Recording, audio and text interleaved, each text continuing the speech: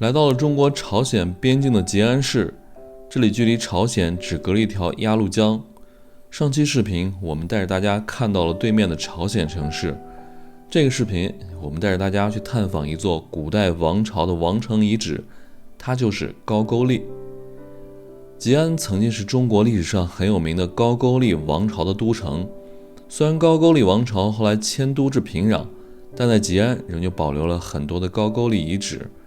在这里可以看到高句丽历史上几位伟大帝王的陵墓，有一座王陵形状与埃及金字塔几乎一样，只是规模小很多。我们还去探访了一座巨大王陵的墓室。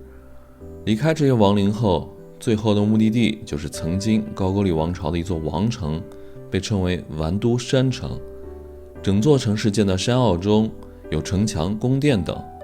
曾经的高句丽对我们来说只是历史课本上的寥寥数语，但当你走进这历史中的一处处遗迹，触摸着这些巨大的王陵，探访这些古墓，了解这些君王的生平事迹，你会发现他们不仅仅只是白骨一具，黄土一抔，他们曾经在这里生活，也有自己的喜怒哀乐，人生沉浮。也许这就是我们探访这些古迹的意义。大家好，我是狒狒。我们现在在中国和朝鲜的边境小城吉林省的吉安市。那吉安呢，它是隔着一条鸭绿江和朝鲜的满浦市隔江相望。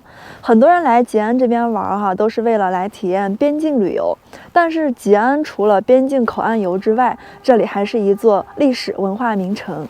其实在东北东三省这里是有6座历史文化名城的，除了东三省各自的省会哈尔滨、长春、沈阳之外，还有黑龙江的齐齐哈尔、吉林省的吉林市以及吉林省的吉安市。那我们现在所在的吉安就是其中的6大历史文化名城之一。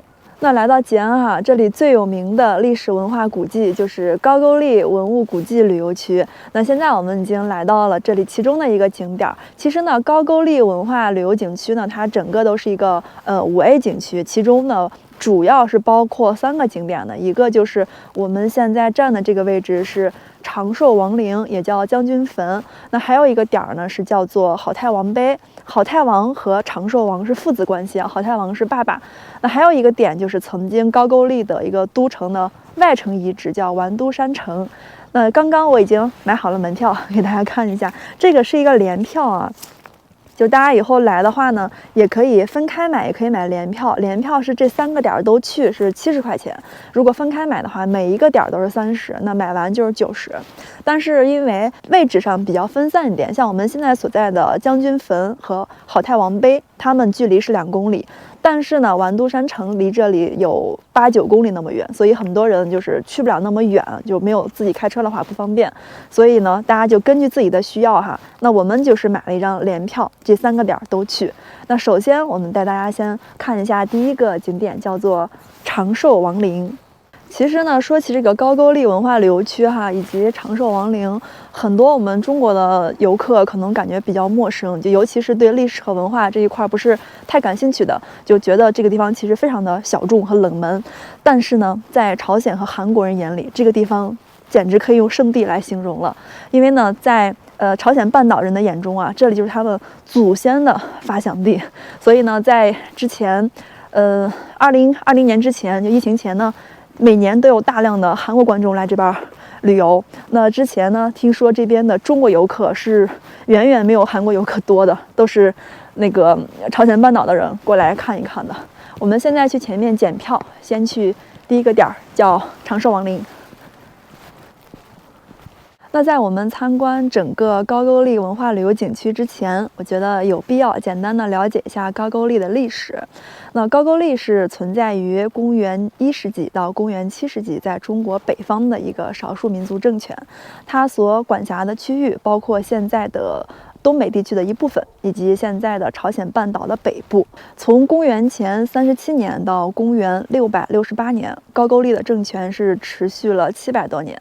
那在同一时期呢，朝鲜半岛的南部还有新罗和百济这2个小国家，那当时这一时期也被称为朝鲜的3国时代。那在最后呢，高句丽是被唐王朝联合着新罗一块灭亡的。但是呢，高句丽并非一开始就在吉安这里建立它的都城的。其实呢，高句丽的建国是要追溯到汉武帝时期。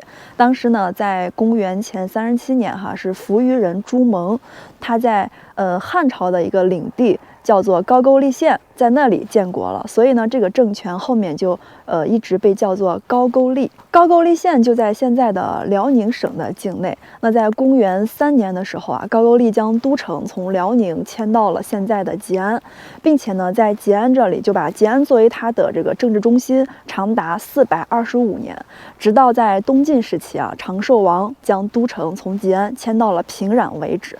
那吉安在历史上是很长一段时间都作为高句丽的一个政治文化和军事中心存在的。那吉安在作为高句丽都城的这漫长的400多年间这里是留下了众多的文物古迹，包括像一些古墓壁画呀、碑石等等。那其中呢，一座比较大的陵墓甚至被称为中国的金字塔，那就是我们接下来要参观的这个点儿，叫做长寿王陵，也有人把它叫将军坟。那现在我们已经到了这个将军坟这个小景点的景点内，然后这边有一个介绍，他说这个将军坟呢是高句丽中晚期的王陵，也叫长寿王陵和将军坟是一个就大家以后来这边区分一下，他们其实没有什么差别，都在这个地方。那这个有介绍说，将军坟是一个方形阶坛石室墓，边长是31米，高是13米，然后阶坛有7级。那我们现在就上去看一看这边有一个这个指示牌，写了长寿王陵、长寿井，还有长寿王陵1号的陪坟，还有祭坛遗址，全部都在这个方向。我们去上面看一看吧。包场了。我们本来就是以为这个景区它冬季是不营业的，因为我们问酒店的前台也说那边冬天没有人去，应该都关门了吧。但是今天来了之后呢，景区还在营业也有工作人员，但是没有游客，游客真的很少。并且呢，我听说这个景区即使到了夏季、暑假那个旺季的时候，国内的游客依然不是太多，就主要还是以前呢，疫情前接待了大量的韩国游客多一些。哇，我现在好像已经看到这个王陵的尖了，看到没有？哇，我觉得还是很壮观的对，很壮观，真的不愧是中国金字塔。其实来这儿之前，我刚刚到吉安，我就搜一下吉安有什么好玩的。第一幅图片就是长寿王陵，我说哇，竟然有这么大一座跟金字塔一样的建筑，太酷了。看图片就觉得不是很大，但见到实物发现它还是很壮观、很雄伟的对，刚才那个介绍上说了，它有13米高对，还是个正方形的它是一个那种锥体，它其实是个锥体，但是又不像埃及金字塔那样子，对，特别尖的锥体，它是上面是平的，但四周能看到它是有棱的那种。是。我们从检票口走进来也就不到5分钟吧，我们就已经看到了马上要参观这个主体建筑将军坟、长寿王陵。在这里我很想夸一下这个景区，因为呢，其实长寿王陵呢和我们接下来要去的第2个景点叫好太王碑非常近，只有2公里，但是景区居然非常良心的让我们的车可以开到每一个小景点的门口，然后进来几分钟就能看到我们要看到的最终的景点了，而没有把整个的就是所有的点划到一个大景区里面，然后弄什么区间车什么的。在现在就是国内这种区间车文化盛行的背景下，我觉得高句丽文化旅游区是非常良心的了看狒狒已经被 PUA 的这样都觉得好了，其实这应该是正常的，对，但就是因为在国内目前这种就区间车动辄1小时，然后价格都是50、80、120这种情况下，你就会觉得这种对比下它就非常的好了。是。我们现在已经走到了长寿王陵的脚下，那这边有一块全国重点文物保护单位的碑这个碑特别早，是1961年吉安县人民政府就已经立在这块了，可见呢它这个文物的时间还是比较长的。那我身后的这座王陵里面安葬的就是高句丽的第20代王长寿王高廉。那当时呢长寿王在位期间是公元413年到公元491年，大概是这个时期，就是在中国的这个东晋晚年以及后面的南朝时期。那会儿呢，基本上是整个高句丽的历史上的鼎盛时期。那长寿王为什么叫长寿王呢？顾名思义啊，就是他的寿命非常的长。那长寿王呢，据历史记载，他是寿终正寝的时候，他是活到了97岁。那长寿王在历史上他最大的一个历史事迹就是迁都平壤。在公元427年的时候啊，当时这个长寿王高廉，他是为了一是为了躲避当时北魏的一些扩张对他造成的威胁，那第二个也是为了巩固自己在朝鲜半岛的一些势力。那427年的时候呢，长寿王就从这个吉安把都城从吉安迁到了平壤。那这个事件呢，其实也是标志着当时的高句丽在东北地区的势力扩张已经转移到了朝鲜半岛了。那我们现在就往前面再走一走，去参观一下这位高句丽历史上最伟大君王的陵墓吧。那我们现在是走到了长寿王陵的正前方，可以看到呢，这个王陵的高度是13米，它是分成了7级7层，然后它这个整个的石块累计是22级，就是大家看那个石头一层一层一层，但是呢，可能有3层或4层的石头算是一个阶，它总共是7节，其中呢，这个墓道的入口在第5层，就第5阶那个位置。就大家有没有看到那个地方有一个洞，然后有一个门，那个门打开之后呢，里面据说是有2具那个棺木并排存放的2具棺木。整个的长寿王陵呢，它是呈一个，就是它的底座是一个正方形，但是它四面又是有锥体上去的。其中呢，这个王陵的顶盖啊是一个完整的巨石覆盖的，就最顶上那个位置。当然现在已经被一些木，就是那个土，还有长出一些草覆盖了，但它最早时候它就是一大块整个的巨石。我们现在顺时针围着这个长寿王陵去转一圈看看。那围绕着长寿王陵一圈呢，还有11块特别大的这种护坟石。我们现在可以看到呢，这一面有3大块，这一面有3大块，然后那边也是有3块的，但是背后那一边少一些，是有2块，总共就是11块。那现在我就很好奇，这么大的石头啊，在当时那个年代，大概1500年前，相当于我们中国中原王朝的南北朝时期啊，有没有一些现代化的器械？他们是怎么把这些石头都放在这个位置的？你看前面这个石头就更大了，它这个高度呢，应该是达到了4米，就这个大石头的高度4米。然后我去侧面看一下，它这个宽度还好，它这个石头整个是呈一个圆柱形的，它的宽和这个侧面的这个厚度基本上都是在1.5米左右。然后我看到那个石头就是片状的，它的那个宽度达到了2米，当然它就是稍微矮一点。这些都是天然形成那种完整的巨石，所以它是怎么把这些石头放在这个陵墓旁边的啊？真的是，就有时候感觉呢，长寿王陵被称为中国的金字塔，不仅仅是因为它的外形像金字塔，这里面同时呢也有很多像埃及金字塔一样的未解之谜。就比如说这些巨石是如何在当时那个时候搬过来的，还有就是，就大家其实可以看到哈，除了这个护坟石之外呢，它整个的王陵一周都是用这种切割的很平整、很完整的这种长条状的巨石去围起来的，所以也是挺神奇的，在那个年代啊。像我眼前的这块还有这块这个巨石哈，它这个石头是每一块的大小不完全一样。像这2块呢，我看一下，它这个长度应该在3米，然后这个距离是在80公分左右，就非常大。然后它的厚度呢，从里面去看一下是在40公分左右，就是非常大的石头。这些肯定不是天然的石头，是经过了这些切割呀、打磨呀，而且还是挺神奇的，在那个时候啊。再往前面走走啊，它这个石头呢有一些塌陷，这个不知道是地质原因造成的，还是说盗墓者的行为。当然呢，它这个长寿王陵的主要的入墓的那个口是在第5层那个位置的，它有个门，所以我觉得盗墓者不太可能从这么大的石头中去凿的洞啊，应该是自然就是原因多一些。你看这些石头上，包括王陵的主体，很多地方都长满了青苔啊。我就突然想起来《西游记》里面的，就是孙悟空被压在五指山下的有一段歌词，他唱的是500年桑田沧海，顽石已长满青苔。这个已经有3个500年那么久了。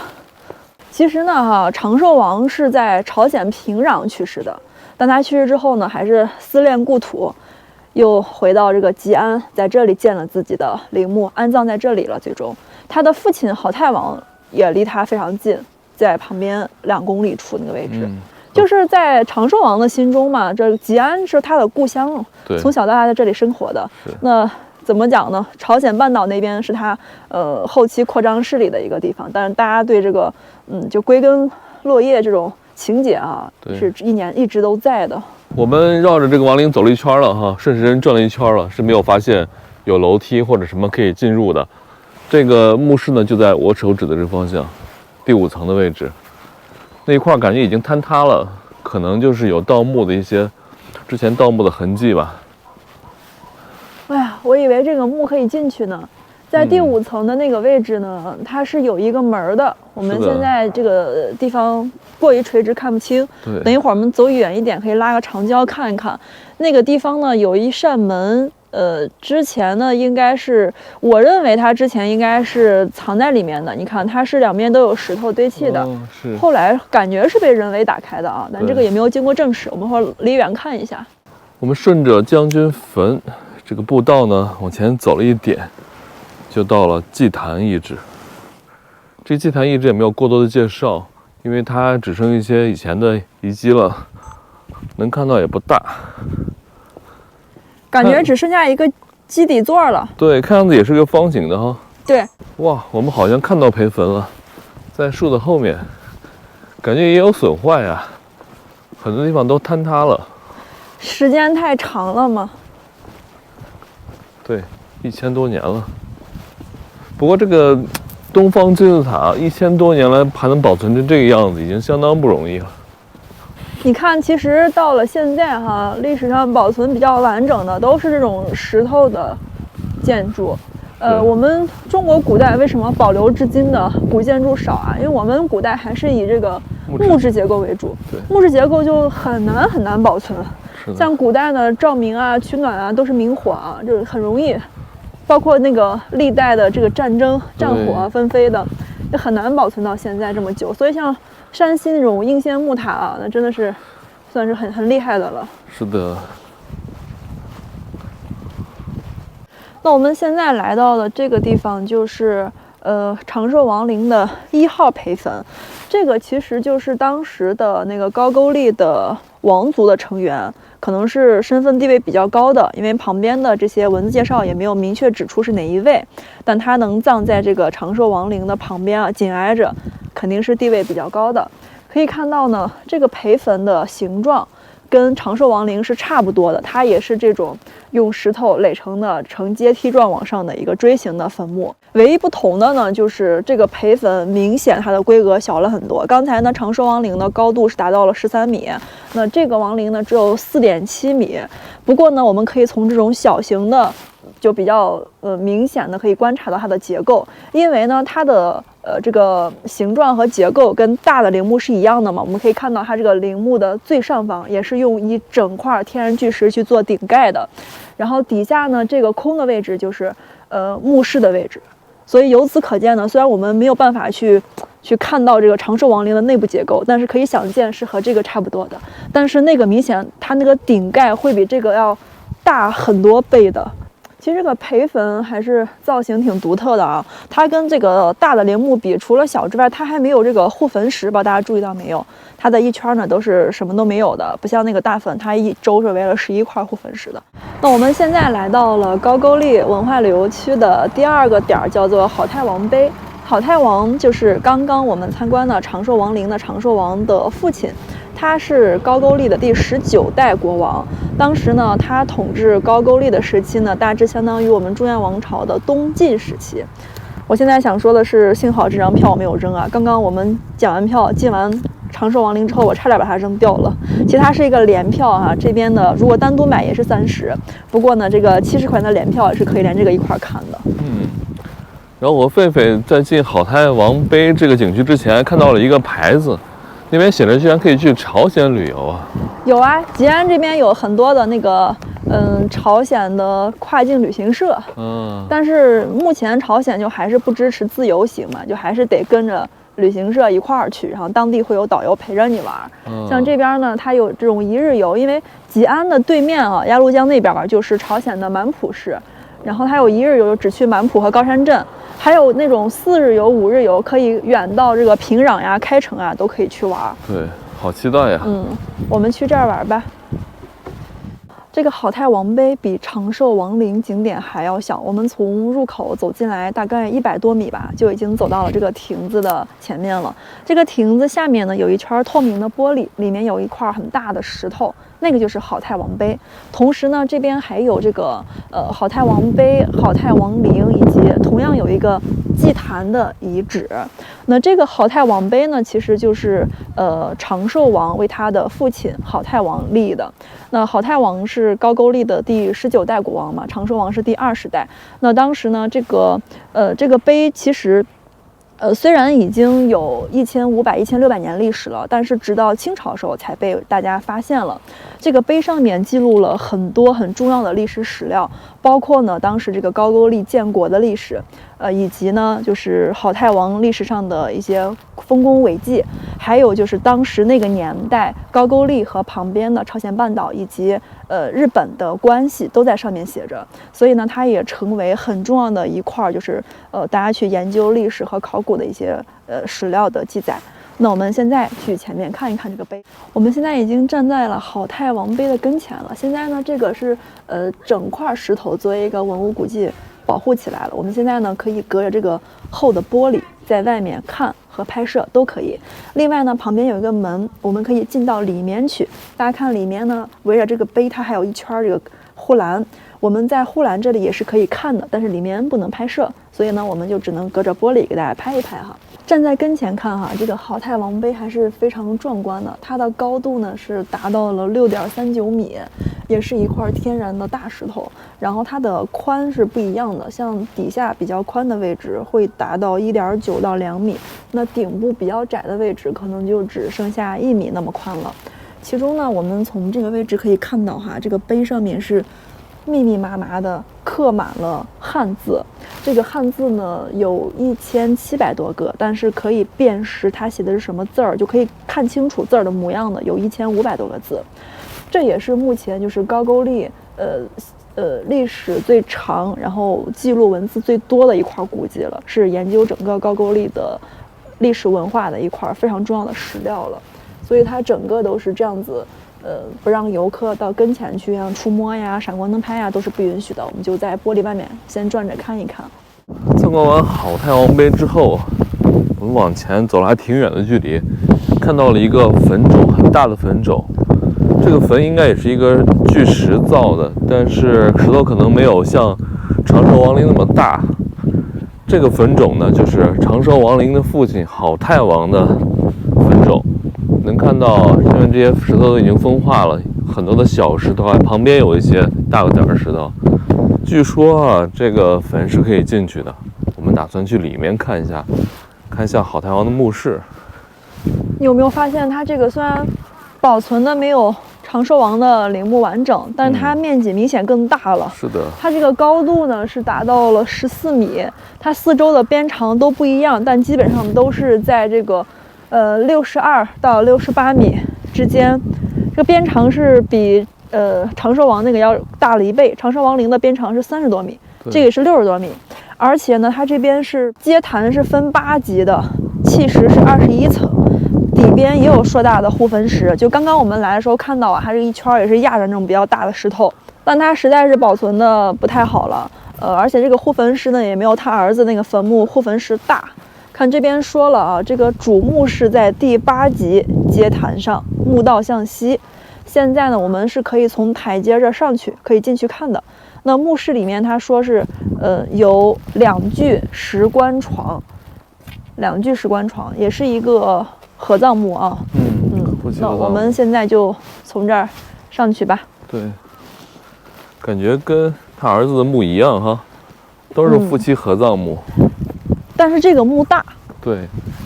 哇，这上面可以看到那种风化掉的石头。是。哎，你说这上面这些鹅卵石是哪儿来的？鹅卵石，但上面有写，好像是铺的，当时。哦。我想着它这边的雨水也不会把石头冲得这么圆啊，有可能是从周围的河道里面弄上来的。墓明显大多了啊，像一个帝王的坟冢啊。对。刚才那个长寿王陵，虽然它建得很有特点，但是它的规模还是感觉小一些，相对小了一点，但是也。但它爸这个陵明显就像我们那边的陕西那边很多帝王陵不一样啊，帝陵那种的，对，特别巨大。我想是不是这个原因呢？因为在长寿王时期啊，这个高句丽是鼎盛时期嘛。那一般呢，父亲的陵是儿子修的。那在鼎盛时期呢，儿子肯定给父亲会修一个比较好的陵墓。那像长寿王呢，他是后面迁都到平壤了，去世之后呢又葬回来了。那可能他当地比较重要的力量都在平壤那一边了。有可能是这些原因哈。是。哇，爬这个还挺累的。挺累的。我们现在就上来了这个第八阶的上面了。天哪，那这个位置就是我们刚刚在长寿王陵看到的主墓室的那个同样的位置了。这是第8阶，长寿王陵是第7阶。哎，长寿王陵是第5阶主墓室，所以这个比前更大些。它主墓室在第8阶。这里边能进去吗？说是可以进。我觉得是可以的吧。可以进，刚才导游说可以进。开一开门。哇！哇，没人了。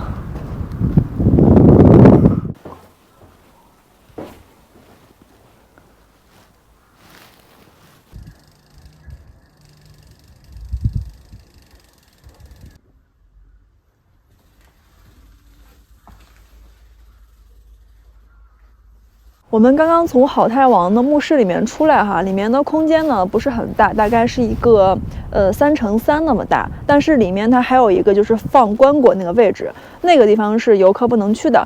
那里面大概还有一个2×2那么大，就整个里面就这么大的空间了。现在呢这个下面基本上全部都风化和垮塌掉了。游客呢，他修了台阶，游客可以直接到这个主墓室的门口这里。那从这儿呢，我们就可以看到，其实它这个顶呢，在这个位置，它这个顶好像就不像是，长寿王和那个裴坟那边上面压了一个整块的巨石，它这个顶部呢，看上去也是用那种稍微细一点的长条石搭建的啊。对，堆积而成的。对，所以这种呢，可能结构上就没有那个坚固吧，我觉得它下面的石头也小，上面顶上也小，就坍塌起来更容易一些啊。终于来了2个游客呀！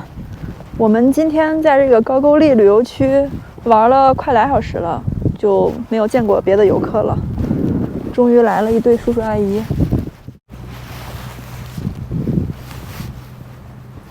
现在我们来到了高句丽文化旅游区的第3个景点，叫做完都山城。其实呢，完都山城就是一座建在半山腰的，就是利用这个山的地势地形所建的一个军事防御城。当然了，完都山城它不仅仅是作为军事防御城，在后期，因为那个国内城，经过几次战争之后嘛，被摧毁之后呢，这边也是曾经一度成为高句丽的王城。那大家知道哈，这个高句丽其实和我们中原王朝的关系是比较复杂的。虽然历史上呢，高句丽曾经几度都是臣服于中原王朝的，但是呢，双方之间这种边界的摩擦也是不断的。比如说呢，其中有一个时期呢，这个高句丽的内城啊，国内城是被当时的一个公孙政权给消灭了，所以呢，这个完都山城这里作为军事防御城，在那会儿就变成了正儿八经的王城了。就大家知道，其实我身后的这个依山而建的完都山城，它最早的功能就是搭配着国内城而做一些军事防御的功能的。不过呢，现在剩下来的遗迹也不是太多了。那我们现在检票去这个景区里面去看一看哈，其实这景区应该比前面2个是要大的。我们刚一进完都山城这个景区，就感觉这个比我们前2个看起来那是恢宏多了，因为这整个像一个城一样。南雾门山城古井瞭望台宫殿遗址，这看着还挺大的，但是呢，跟前2个一样的是，还是没有游客，而且它这里面就是没有，就门票上也没有那个导览图哈。我们进来之后其实也不知道怎么玩，我们就是朝着眼前那种，像是之前剩下的遗迹的地方去走一走吧。对。这完都山城也是比较早的，当时在80几年的时候就被确定为全国的重点文物保护单位了。刚一进来啊，就能感受到它整个完都山城啊，就是依山而建。我们进来这个位置应该是个山口的位置吧？对，其实这个地方就是充分的利用了中国传统的那种风水上的一些知识，比如说呢，它用这个整个环形的山是做成了这种类似于长城或者城墙的一个防御设施，而且呢，它以这个山谷这个口做门，山谷的肚子里的腹地是作为它的主城区的，完全就是依着地形地势而建的。这边有一个完都山城的导览图，这真的是非常大了。我们现在在这个位置。这是售票处、停车场入口处。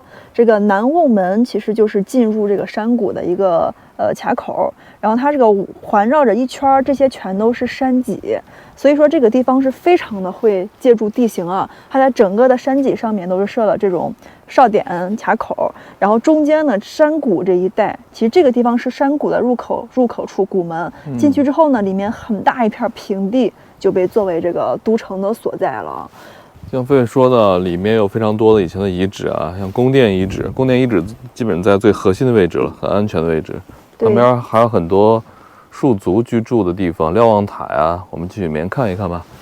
我们现在这位置就要往山谷里面走，能看到这边有一个，是一个水潭还是河？河，这边还没解冻呢。对，小河哈，应该是。哇，看起来跟冰瀑一样，还挺酷的。你看水从那个位置流下来，它其实是有一个台阶的，有个阶梯的，从阶梯那儿就已经冻成那个样子了，蛮好看的啊，小冰瀑的感觉。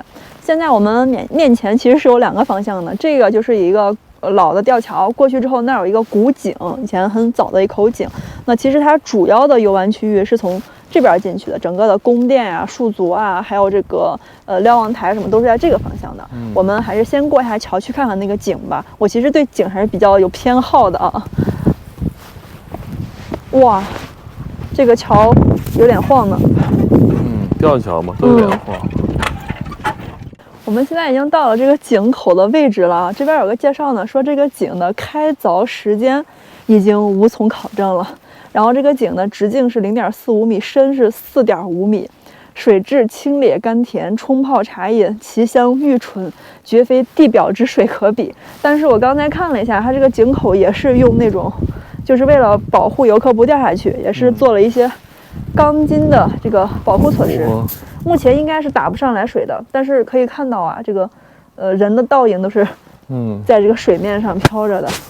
他那个介绍上说了，就当地人经常不辞这个长远的距离来这里打水饮用啊。现在这个就是完全成为景区里面的了。我们现在西城墙下面能看一下，这个城墙整个就用这些碎石，也应该是开凿出来的，都比较均匀，因为大小都差不多嘛，这样开凿出来的，然后垒砌了一个大概3-4米、4-5米的一个很高的城墙。但是现在呢，都是给它用钢筋做了加固。对，它以前呢就是单纯的把石头垒起来，中间也没有用那种粘合剂去做成那种结实的墙体。对，那现在可能是为了安全考虑啊，这边整个都是用铁丝网给罩住的。是。然后我们右手的边这应该就是东城墙，往山上去走的这个线路。然后这个谷地呢，就从这个谷地进来呢，就到里面城内了。从外面来看啊，这个城墙还是非常的，不光是很高啊，而且它这个厚度很厚，就是就10几米的一个城墙，感觉所以说以前这个山城啊，规模是非常的大。在我这边这个角度挺好，能看到这是东面的城墙，这是西边的城墙，整个就把这个山的山口全部封起来了。主要我觉得当时这块地方选得好，它这个又依山而建，然后口小肚子里面大。对，这个地方呢，一夫当关，万夫莫开嘛，在山门这个位置呢，设一些防御的守卫什么的，里面的宫殿可以说是非常安全的。所以呢，在当年啊，这个公孙政权虽然已经打到了高句丽的国内城这个位置了，但是这个旁边的山城他还是没有拿下来啊，就给高句丽了一丝喘息的机会。是。这个完都山城这个景区啊，我们基本已经逛了大半了，感觉就是在山里面一块荒地，有一些城堡。大家以后来的话，想来看看还可以的。如果没太多时间，可以不用来看了。主要它那个遗迹基本都没有了，像刚才那个戍族的以前住的那个居住所，是什么都没有了，就一片平地，然后立一个碑，上面写一个戍族什么遗址，就是自己去想象。我觉得这种就没有太多的旅行的意义了哈。对，就最起码像瞭望台那样，它是有一个基底座和大概的形状，我们是能看到的。如果是一片平地的话，我觉得没有太多参观的价值了。是的。而且这个景区呢，其实就是在当地那个村庄的田地里面修了这样一条路。你看，我们内侧还是当地人种的包果，还有这个果树，都是农田这样子。我们现在去前面就是这个完都山城的最后一个点儿，叫做宫殿遗址。这个路呢，指示牌就让我们一直往前走，也没说多远哈。我看那个样子，应该就是那一片儿。对，有一些小桥和台阶那个位置，台阶的地方。对，因为这个完都山城它整个就是在一个谷地里面，然后是依山的那个地方高，靠河的地方低，整个是基本成一个簸箕形的。对，所以差不多就是在半山腰那个位置。我们现在终于走到了完都山城景区的尽头，那最里面就是旗杆遗址和宫殿的遗址了，其实就是我们现在眼前看到的这些。但是这些都是复原的，大家可以看一下啊，这个木头、扶手、楼梯，还有下面的那个石块砌的，这明显都是这2年的痕迹。但是地上的像这些，老一点的石头，包括远处那些石头做的台阶，这应该是当年的一些留下来的。对，可以看一下这边有一个介绍哈，他说这个完都山城里面的宫殿哈是公元198年建的，也就是离现在已经1800年了。公元342年就毁于战火了，所以呢，它毁了之后到现在这么长时间了，肯定是留不下来什么东西了，也就几块石头，能看到它曾经的这个大概的大小和轮廓了啊。这边说了，这个宫殿的四周是拿石块砌的围墙，南北长95米，东西宽75米，然后宫殿进深做3层的阶地，每层阶地都用石条来砌护的。我们现在就往前面走走去看一看啊。其实这边，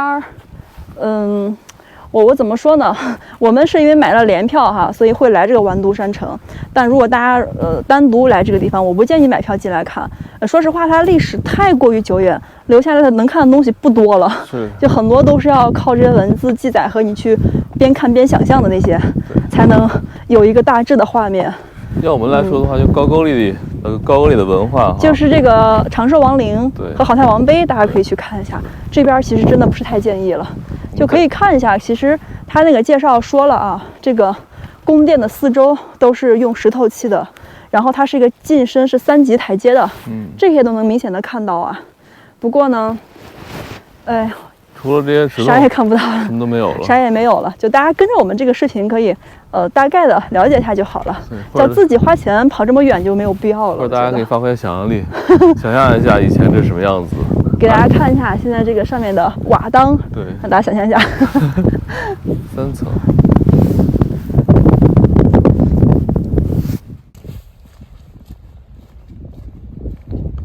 好了，那我们今天的高句丽文化古迹旅游区的游览就到这里结束了。还是刚刚那句话哈，比较推荐大家去长寿王陵和好太王碑。那第3个点呢，完都山城，它首先是留下来的东西能看的确实不多了。那第2个呢，这个和那2个景区比较远，它在另外的方向，像没有开车的朋友可能就不太方便。那所以大家就跟着我们的视频看一看。